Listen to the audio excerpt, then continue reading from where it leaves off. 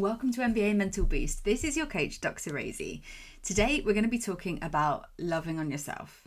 I want you to leave this episode feeling full of love for yourself, every single bit of you, the good, the bad, the ugly.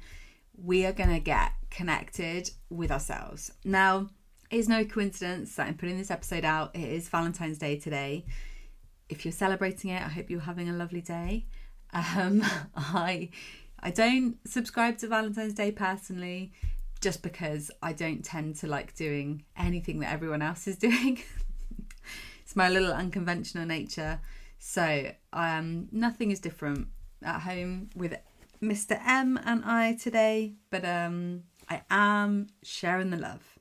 I also wanted to start by saying that I love you. I love you for listening to this podcast. Today is episode 50, which is crazy.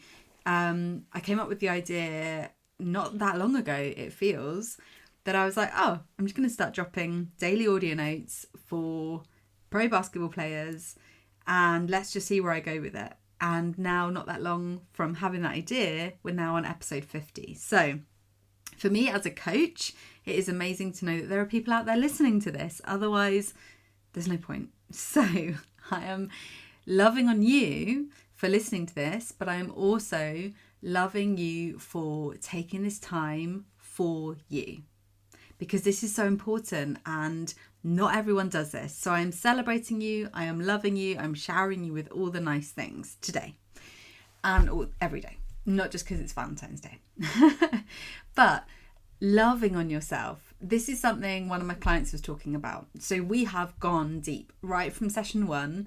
We've gone deep on focusing on helping him to have more self-love, making time to love himself, not always looking to external to have that feeling of love, but actually that has to come from within first. Now with this one client, we're going deep on this side, but this is a recurring theme with a lot of my clients as well. We've got to turn that love inwards first. We've got to create that feeling of love first and focus on self-love, which I think, has become a kind of fluffy term. It's often seen as kind of having like a bubble bath and, I don't know, drinking some wine or something, reading a book. And yeah, it can be that.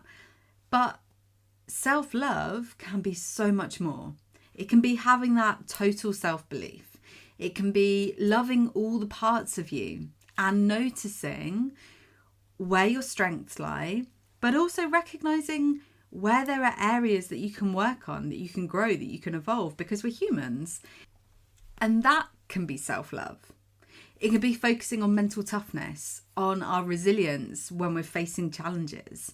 It can be loving ourselves despite maybe certain bad habits or flaws that we've recognized. It's about loving ourselves in our entirety and seeing that we're a project. There's like quotes going around, you're the greatest project that you will ever work on. And I think if we can see ourselves as a project, we see that we don't have to be perfect. We can grow. Maybe you see yourself as a work of art. Like we're in the midst of this process, and sometimes it's messy, but also sometimes it's incredibly beautiful. And we're a process, we're a project, we're going through this growth and evolution. And then when we start to see ourselves in that entirety, that's then when we can start to bring in our self-love and see that there are lots of different ways that we can see ourselves through the eyes of love. So seeing the challenges, seeing our growth areas, seeing our strengths. We have so many strengths, and to focus on that and having that self-belief that you can overcome obstacles and challenges that come your way, because we don't know what's around the corner, but we have that self-belief that we can overcome them, that we can get to where we want to get to, that we are an energetic match for our desires and our dreams, and we can take inspired action to get us there.